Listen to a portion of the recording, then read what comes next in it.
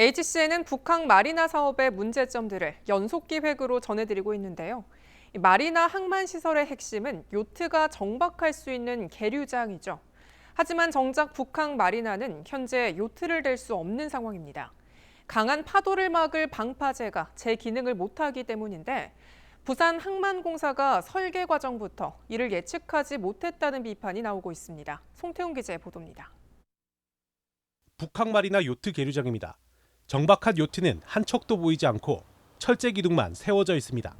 지난해 여름 태풍에 요트를 정박할 수 있는 부유식 폰툰을 모두 철거했습니다. 강한 파도를 막는 방파제가 제 기능을 못했다는 지적이 나옵니다.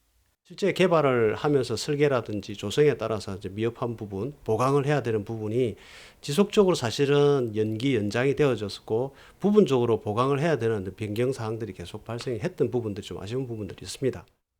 HCN이 입수한 북항 1단계 항만 재개발 사업 추진 현황을 보면 지난 2008년부터 방파제 건설 계획이 명시돼 있습니다. 전문가들은 부산항만공사가 이곳의 지형적, 기후적 특성을 제대로 고려하지 않았을 뿐더러 북항 실정에 맞는 설계가 이루어지지 않은 점을 가장 큰 문제로 꼽습니다. 큰 선박이 통항을 하다 보면 이제 우리가 이야기하는 항주파라는 선박이 만들어내는 파도, 이걸 우리가 항주파라고 하는데 계류시설로 이렇게 항주파가 이렇게 들어올 수가 있고 그것을 미리 예측을 해서 현재 그것을 방지하기 위해서 계류시설로서의 기능을 아직은 부여를 하지 않고 BPA는 오는 2026년까지 방파제 연장 공사를 추진하겠다는 입장. 그러나 2년에 가까운 시간과 비용적 손실이 발생했습니다.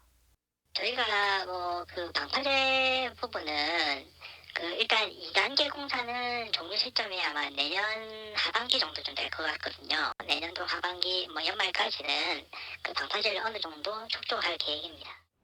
애초에 북항이 요트 계류장으로서 적합하지 않다는 의견도 있습니다. 마리나 인근 북항은 무역항, 남항은 어업 전진 기지로 분류됩니다. 크고 작은 선박이 수시로 드나드는데 요트에는 충돌 방지 시스템이 없어 안전사고로 이어질 위험이 있다는 겁니다.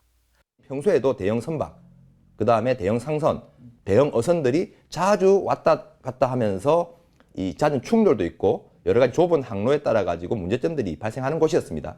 근데 여기에 선박 충돌 방지 시스템을 의무화하고 있지 않는 레저 요트까지 함께 하게 된다면 상당히 항만이 복잡해질 것입니다. 결국 요트를 댈 수 없는 마리나 시설에 사업성을 기대하고 입주할 기업은 없다는 게 전문가들의 공통된 시각입니다.